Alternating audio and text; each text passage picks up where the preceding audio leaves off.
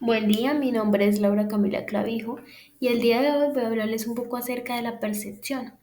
La percepción, a nivel general, es el proceso por el cual los seres humanos interpretan y organizan la información sensorial que reciben del entorno para darle significado. Básicamente es cómo nuestro cerebro toma las señales recibidas a través de los sentidos como la vista, el oído, el olfato, el gusto y el tacto y las convierte en una experiencia consciente y coherente. Básicamente es como ese proceso cognitivo mediante el cual, por medio del reconocimiento, la interpretación y la significación, se crean o se elaboran juicios en torno a las sensaciones obtenidas del ambiente físico y social. Digamos que en cuanto al proceso de percepción, tenemos como cuatro etapas principales, por así decirlo. En primer lugar, encontramos el estímulo ambiental, que se conforma de todas las cosas de nuestro ambiente que podemos percibir potencialmente.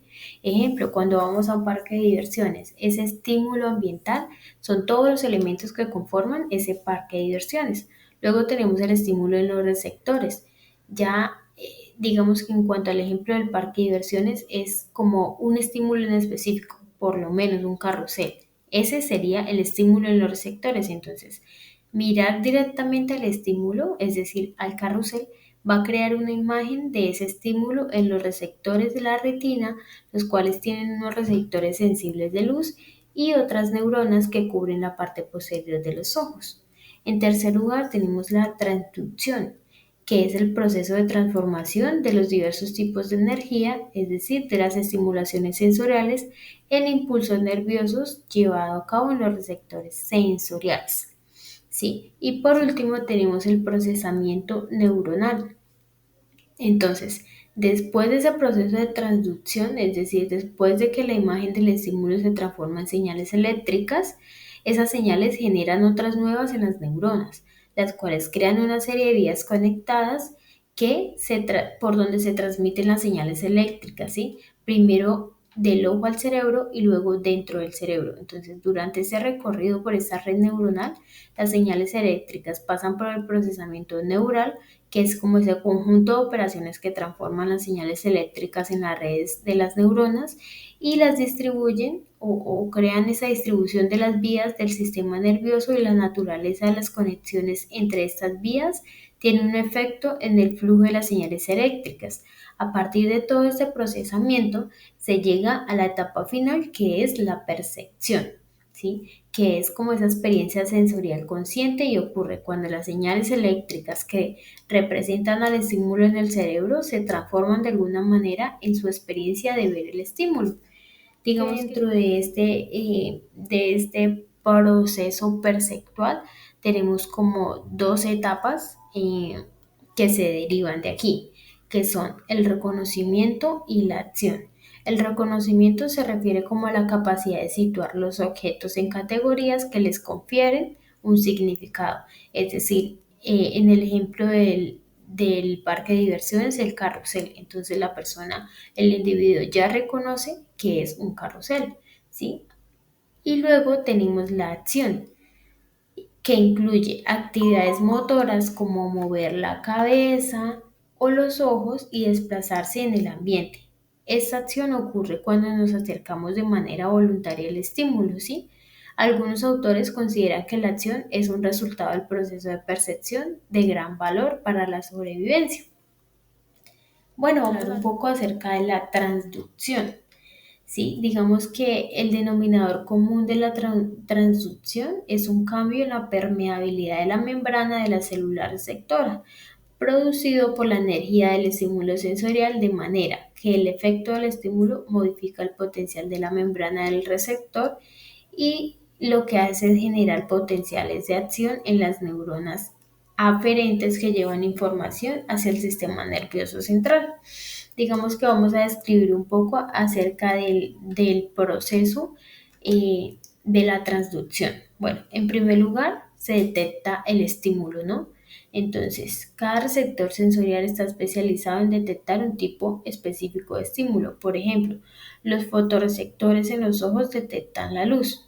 Los mecanorreceptores en la piel detectan la presión, y los quimiorreceptores en la lengua detectan las sustancias químicas, digamos que en cuanto a los sabores. Luego de detectar ese estímulo, se activa el receptor sensorial, ¿sí? Entonces, cuando ese estímulo llega al receptor sensorial, lo que se desencadena a partir como o lo que provoca un cambio en la estructura de esas proteínas receptoras desencadenan una serie de eventos bioquímicos en la célula receptora. Luego de la activación del receptor se genera un potencial de receptor.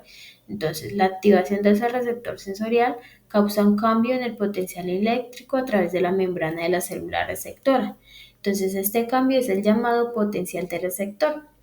Luego vamos a la conversión en potenciales de acción.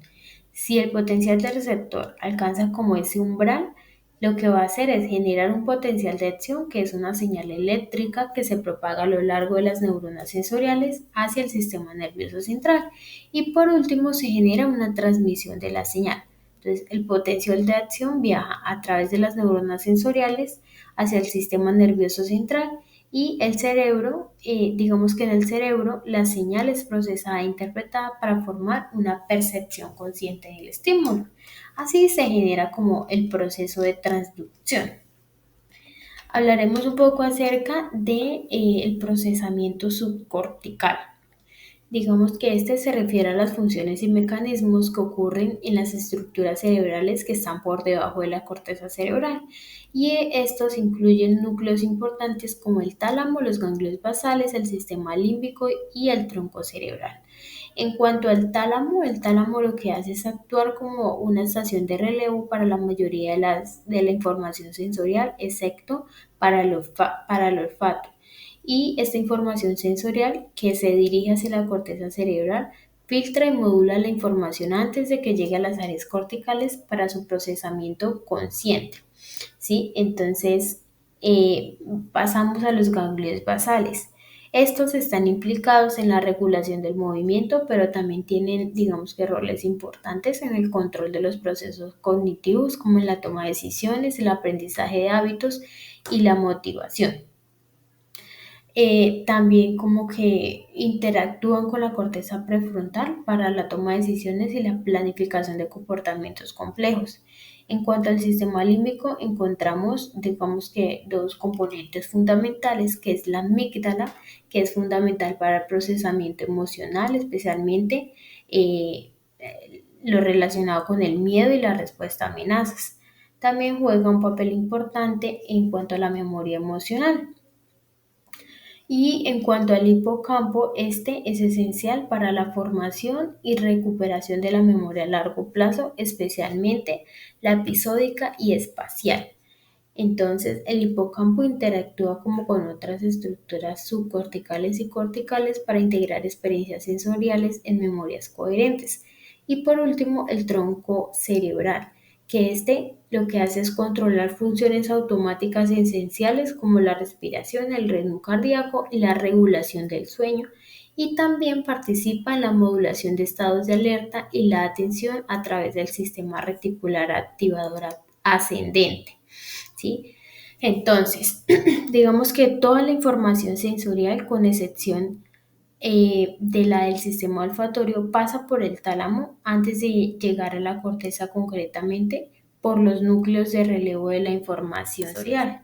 Entonces, identificamos cuatro núcleos. El primero es el geniculado lateral, que tiene que ver en cuanto a la visión, el geniculado medial en cuanto a la audición, el ventral posteromedial en cuanto al gusto y el ventral posterolateral, que se refiere a la información somatosensorial, ¿sí? Entonces, digamos que en cuanto al procesamiento subcortical, esta es como sus principales, mm, ¿cómo decirlo? Como sus principales componentes, ¿no? Ya, digamos que hablando un poco acerca de la corteza cerebral, esta es la capa que cubre la superficie del cerebro y que contiene la maquinaria que origina la percepción y otras funciones, como el lenguaje, la memoria y el pensamiento, ¿sí? Básicamente, digamos que en cuanto a sus funciones, la corteza cerebral está involucrada en funciones cognitivas complejas como la percepción, el pensamiento, el razonamiento, el lenguaje y el control motor. Y se estudia la corteza cerebral, digamos que ya que ésta procesa la información y contribuye a funciones cognitivas. ¿Sí? Digamos, un principio básico de la función cortical es la organización modular, es decir, la disposición de determinadas funciones, digamos que en ciertas áreas específicas del cerebro. Es decir, la corteza cerebral se organiza en diferentes áreas funcionales como las áreas sensitivas, motoras y de asociación, y toda la información que recibimos en la superficie de nuestro cuerpo es enviada a través de diferentes conexiones a la corteza cerebral. ¿Sí? Entonces, digamos que como que su principal estructura en cuanto a la corteza cerebral son como los lóbulos, ¿sí? Cada uno de ellos tiene una función específica. Es decir, ejemplo, en cuanto al lóbulo frontal, él está involucrado en funciones ejecutivas como la toma de decisiones, planificación, control motor voluntario y el lenguaje, que es el área de Broca. El lóbulo parietal, este procesa la información sensorial relacionada con el tacto, la temperatura y la posición espacial, y también juega como un papel importante en la integración de la información de diferentes modalidades sensoriales. El lóbulo temporal está muy asociado con la memoria, el reconocimiento de patrones y la comprensión del lenguaje, que es el área de Wernicke. También está involucrado en el procesamiento auditivo. Y por último tenemos el lóbulo occipital, que principalmente es el responsable del procesamiento visual. Para hablar un poco acerca del procesamiento cerebral, vamos a hablar como de cuatro puntos importantes, ¿no? El primero es la estructura del cerebro, en donde tenemos a la corteza cerebral, el sistema límbico, que como ya lo dijimos, está involucrado en las emociones, la memoria y el comportamiento, ¿no? Y que incluye la amígdala y el hipocampo. Tenemos el tronco cerebral que controla funciones básicas como la respiración y el ritmo cardíaco, y el cerebelo que participa en la coordinación motora y el equilibrio. Luego tenemos procesos cognitivos como la percepción, la atención que involucra la capacidad de concentrarse en estímulos relevantes mientras ignora los irrelevantes.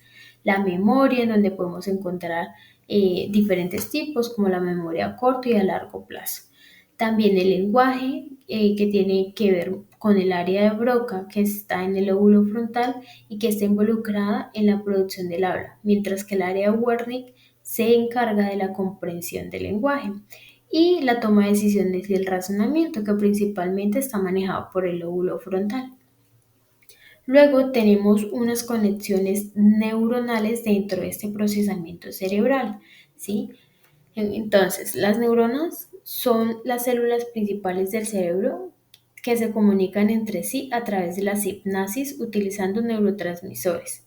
Y encontramos la plasticidad neuronal, que ¿qué es? Es algo maravilloso. Es esa capacidad del cerebro para reorganizarse y formar nuevas conexiones a lo largo de nuestra vida, lo que es clave para el aprendizaje y la adaptación. Y por último tenemos el procesamiento emocional, del cual se encarga la amígdala y la corteza prefrontal. ¿Mm? Bueno, básicamente vamos a hablar de un tema muy interesante que son las agnosias. Sí, es importante conocer y saber que la primera referencia a las agnosias fue realizada por Sigmund Freud para referirse a trastornos perceptivos derivados de las lesiones cerebrales. Entonces, digamos que podemos definir a la agnosia como una alteración caracterizada por la incapacidad para reconocer estímulos familiares y atribuirles un significado. ¿Sí?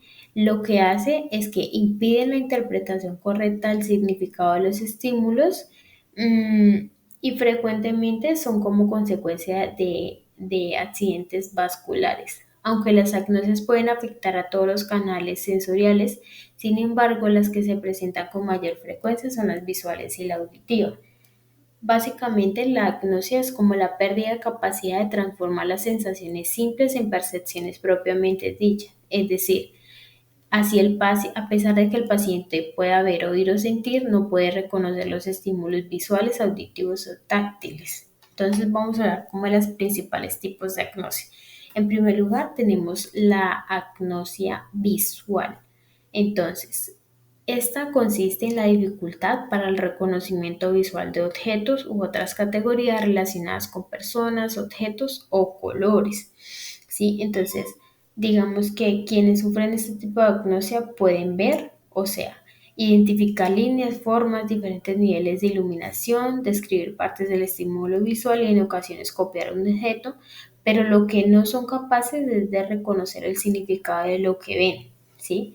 Entonces podemos encontrar, digamos que principalmente cuatro tipos. La agnosia para los objetos, que es la alteración en la capacidad de reconocer estímulos visuales ya aprendidos previamente, ¿sí? Consiste como en esa incapacidad de reconocer objetos y dibujos presentados en la modalidad visoperceptiva, ¿sí? Es decir, digamos que los pacientes con agnosia para los objetos son incapaces de discriminar figuras visuales o y tienen también problemas para identificar visualmente figuras esquematizadas o fragmentadas. Tenemos la prosopagnosia, eh, que básicamente lo que hace es que impide reconocer el rostro de familiares y seres queridos a pesar de que no existan dificultades visuales aparentes o suficiente entidad para justificar la dificultad de reconocimiento facial. Los pacientes pueden identificar los rasgos individuales del rostro, pero son incapaces de reconocer la cara como perteneciente a un familiar o a un amigo, ¿sí? Digamos que pueden llegar a reconocer un rostro conocido basándose en otros códigos sensoriales como la voz, el tacto o la vestimenta. Sin embargo, mediante como la inspección visual son incapaces de identificar una cara conocida. Tenemos la acromatopsia, que son acá el paciente tiene una adecuada percepción de las formas, pero las ve sin color. Básicamente es como esa dificultad para la percepción de colores, ¿sí? Entonces, lo que hace es ver las cosas en diferentes tonos de gris. El defecto en la percepción de color, digamos que se puede observar en solo una parte o en todo el campo visual. Los pacientes con acromatopsia no pueden imaginar el color, ya que las áreas que permiten imaginar los objetos en color son las mismas que se activan ante la visión real del objeto, ¿sí? Luego tenemos la alexiagnosia, ¿sí? La alexiagnosia sin grafía es una agnosia visual para palabras. En este tipo de agnosia el paciente puede reconocer las letras pero no leer palabras, aunque conserve la escritura espontánea, ¿sí? Al igual que su capacidad para escribir, digamos, un dictado. Entonces, el lóbulo occipital izquierdo, digamos que en particular la circunvolución lingual y el esplenio del cuerpo calloso son como las partes anatómicas que desencadenan este tipo de agnosia, ¿sí? Luego, digamos que tenemos las agnosias auditivas. Básicamente las lesiones en el lóbulo temporal, además de producir deficiencias sensoriales en la codificación de los estímulos auditivos, también pueden producir las agnosias auditivas. Estas se definen como la dificultad para reconocer el significado de los estímulos acústicos.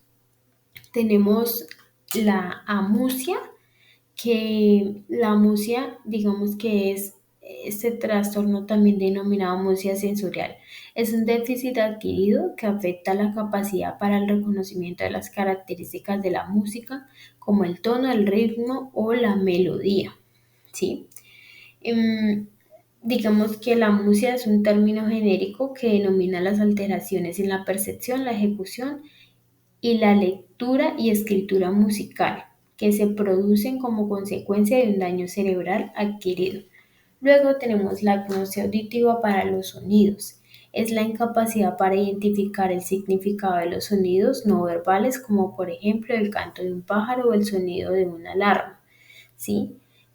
Un tipo específico de agnosia auditiva es la fonoagnosia, que es la pérdida de la capacidad de reconocer voces individuales, es decir, impide establecer semejanzas o diferencias entre voces desconocidas o identificar voces familiares. Y por último tenemos la agnosia verbal, que es la incapacidad para comprender sonidos verbales, estando preservada la capacidad de reconocimiento de sonidos no verbales, ¿sí? Entonces, las lesiones que se localizan en el giro temporal izquierdo son las causantes como de este tipo de agnosia. Seguidamente tenemos las agnosias somatosensoriales, ¿sí? Este se trata de trastornos producidos por lesión en áreas somestésicas situadas en las zonas parietales posteriores, ¿sí? Estando preservados los receptores sensoriales para el tacto, así como las áreas somestésicas primarias de la corteza parietal. Acá podemos encontrar la asterognosia, que es la pérdida de capacidad para reconocer las cualidades físicas de un objeto mediante el tacto, es decir, su peso, su tamaño, forma, densidad o textura. Es causada por lesiones de la corteza somestésica asociativa correspondientes a la área 5 y 7 del lóbulo parietal. La pérdida del reconocimiento táctil de objetos, digamos que con una adecuada sensibilidad primaria, se denomina asterognosia. Tenemos la agnosia táctil, que es una modalidad de esta asterognosia, pero en menor gravedad, causada por la lesión de las áreas 39 y 40, que impide reconocer los objetos mediante el tacto. Dentro de estas agnosias somatosensoriales también podemos encontrar la espacial, que es la incapacidad para reconocer lugares familiares o la dificultad para orientarse en el espacio. Es decir, se pueden reconocer lugares habituales como la casa, la calle o el barrio, pero se pierde la capacidad para que esos elementos sirvan como elementos de referencia y orientación topográfica, de tal forma que las personas son incapaces de realizar recorridos sencillos o hasta incluso se pueden perder en su propia casa. Por último tenemos la agnosia olfatoria, ¿sí? Entonces, en la base del lóbulo frontal, digamos que se encuentra el bulbo olfatorio, que es una estructura que recibe las proyecciones sensoriales a través del tracto olfatorio y las envía al córtex frontal y temporal, al tálamo y al hipotálamo. Las lesiones ubicadas en esta zona de la corteza frontal pueden producir anosmia, que es la alteración en la capacidad para oler, pero también pueden producir una alteración en la capacidad para el reconocimiento de los olores y los sabores. Bueno, con esto damos por finalizada la presentación. Muchas gracias.